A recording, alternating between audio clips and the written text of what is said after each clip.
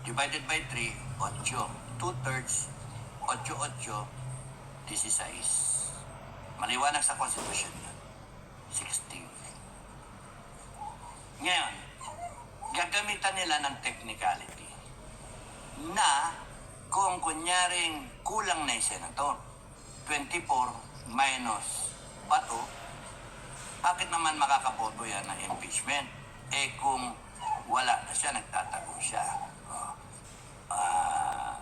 Kasi pagka yan, naglumitaw, yung signal matetrace, pwede siyang kuhanin. Bato and then Ejercito, nakakulong. Si Estrada pala, nakakulong. Tapos nun, suntukam, si Marcoleta, si Bongo, at kung sino pa.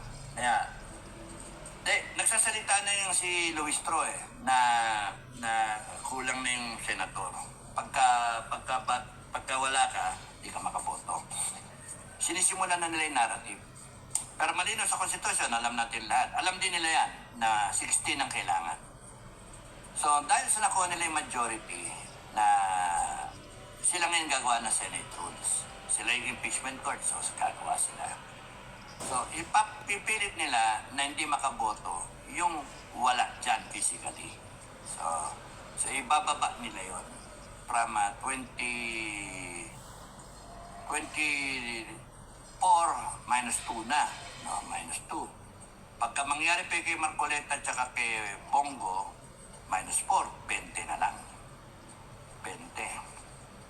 So actually kahit 21 divided by 3, 7, 2/3, 14 lang kailangan ng boto. Yun yung utak nila.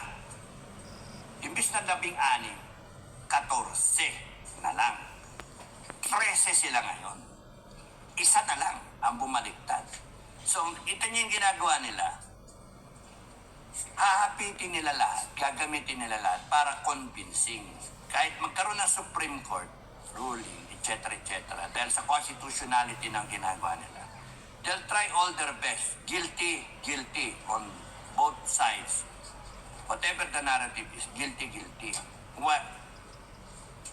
Best effort, parehas. Under the standard ng Constitution, 6 na boto guilty. Paano nila mararating yun? Nasa 13 na sila, 3 na lang. Tama? Nasa 13 na sila. Ngayon, pressure, intimidation, kaso, sisirain namin kayo, etc. May bumaliktad ng dalawa eh. So ano yung question kung wala pang babaliktad na iba? Pinainan lahat. Remember, si Inday Sara pinainan na 125 million. Planado na lahat ito. 125 million, galing sa presidential fund, mingi ka. 11 days to go, tsaka binigay. Putang inang yan.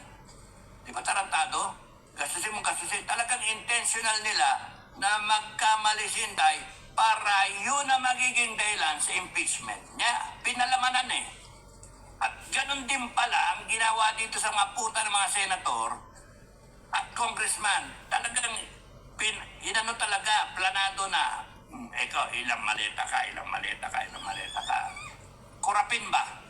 Demonyohin. Para pagdakdang araw, hawak ka na sa leeg.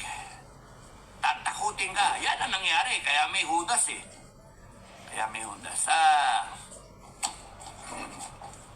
Isipin nyo, kahit iba yung senator dyan sa Cayetano Black, may problema eh. No, may problema sa pera, katanggap. Kaya nga, yun yung kina-question ngayon nung iba. At ako rin, questioning ko rin yun. Kung totoo, huwag nyo na ang selective. Kasi